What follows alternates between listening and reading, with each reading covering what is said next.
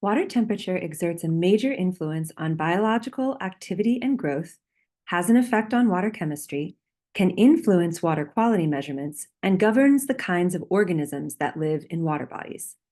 For example, trout do best in a certain range of water temperature, and above this temperature, they are more likely to exhibit stress signals. Freshwater ecosystems are currently experiencing a multitude of stressors, such as land use change and climate change.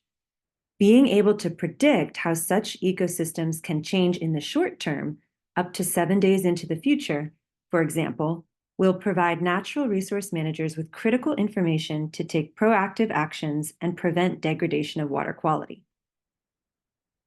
Thermal stratification refers to differences in water temperature at different depths in a reservoir. This occurs because the density of water depends on its temperature, as shown in the figure on the right. In general, colder water is denser than warmer water. However, the highest density of water is at 4 degrees Celsius. Once water becomes colder than 4 degrees Celsius, it starts to become less dense again. This explains why ice, which is always colder than 4 degrees Celsius, floats on top of liquid water. Denser water sinks to the bottom of the reservoir, while less dense water is at the surface. This leads to thermal stratification, which changes over the course of a year in reservoirs located in temperate regions, such as in most of the United States. I will now give an overview of how thermal stratification changes over the course of a year in a temperate reservoir. Here I am showing a cross-section of a reservoir, from the surface to the bottom. The dam is shown in gray on the right. The inflow stream is indicated on the left. The brown area under the reservoir represents the sediments at the bottom of the reservoir. In summer, warmer, less dense water stays at the surface of the reservoir, while colder, denser water sinks. This leads to summer stratification, where the water is warmest at the surface and coldest at the sediments.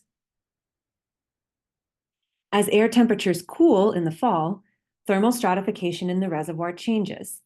This change is referred to as fall turnover.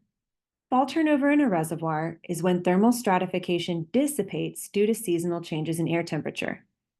In the fall, turnover occurs as air temperatures decrease, cooling the surface waters. Water temperature becomes the same from the top to the bottom of the water column. When this occurs, we refer to the reservoir as mixed. In winter, if ice forms on the reservoir, inverse stratification may occur. In this case, because water is densest at 4 degrees Celsius, the water is slightly warmer at depth than at the icy surface. Remember, ice forms at 0 degrees Celsius. In spring, air temperatures begin to warm again. If ice has formed on the reservoir, the melting of the ice leads to spring turnover. Once again, water temperature becomes the same from the top to the bottom of the water column.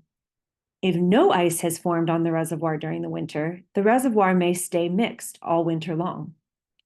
Next, I'll describe how thermal stratification in a reservoir can affect water quality.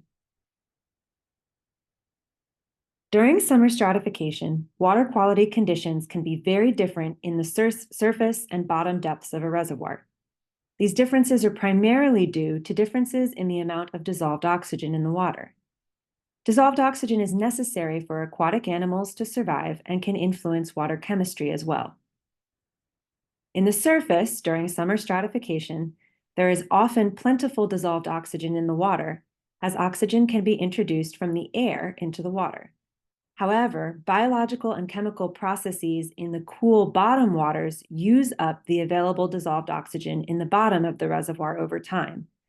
And because of thermal stratification, it is not possible for oxygen from the atmosphere to mix all the way to the bottom of the reservoir.